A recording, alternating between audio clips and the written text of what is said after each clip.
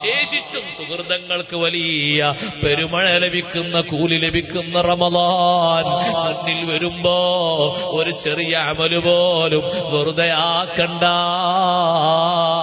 അത്താഴത്തിന്റെ നേരത്തെ നിൽക്കുമ്പോ പരമാവധി ഇസ്തിഗ്ഫാർ ചൊല്ലിക്കോളൂ, 2 റക്അത്തെങ്കിലും നിസ്കരിച്ചോളൂ, കുറഞ്ഞ സമയമെങ്കിലും ദുആ ചെയ്തോളൂ. ഖുർആനോത്തിന് 24 മണിക്കൂറിൽ ഏറ്റവും ശ്രേഷ്ഠതയുള്ള സമയം അന്നും ഇന്നും എന്നും അത്താഴത്തിന്റെ നേരമാണ്.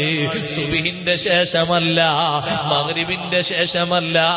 സൈനുദ്ദീൻ മഖ്ദൂം റളിയല്ലാഹു അൻഹു ഫത്തുൽ മീൽ പഠിപ്പിച്ചില്ലേ, ഖുർആനോത്തിന് ഏറ്റവും ശക്തിയുള്ള സ്ഥലം വഖ്തുൽ അസ്ഹാർ.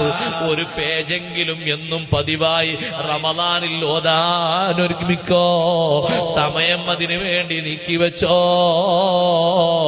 നാവിലേക്ക് കാരക്ക വെക്കുമ്പോ ആദ്യമായി നിന്റെ വായിലൂടെ ഉള്ളിലേക്ക് ഉമിനീരിറങ്ങിയിട്ട് നോമ്പ് തുറക്കുന്ന സമയത്ത് എന്ത് ഖൈറാണോ നീ അള്ളാനോട് ദ്വാരക്കുന്നത്, അതിന് ഉത്തരമുണ്ടെന്ന് സയ്യിദുനാ റസൂലുള്ളാഹി സ്വല്ലല്ലാഹു അലൈഹി വസല്ലം മറന്നു പോകരുത്.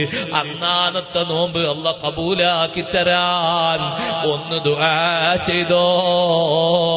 വൈകല്യങ്ങൾ ധാരാളമല്ലേ, നമ്മള് മാസൂമീങ്ങളല്ലല്ലോ. പറഞ്ഞതുണ്ട്, ചെയ്തതുണ്ട്, ചിന്തിച്ചതുണ്ട്, ഒക്കെ മാപ്പാക്കിയിട്ട് പടച്ച റബ്ബ് കബൂലാക്കുന്ന നോമ്പായി കിട്ടിയാൽ എത്ര വലിയ വിജയമാണ്. സുഹൃതങ്ങൾ ചെറുതായി കാണരുത്.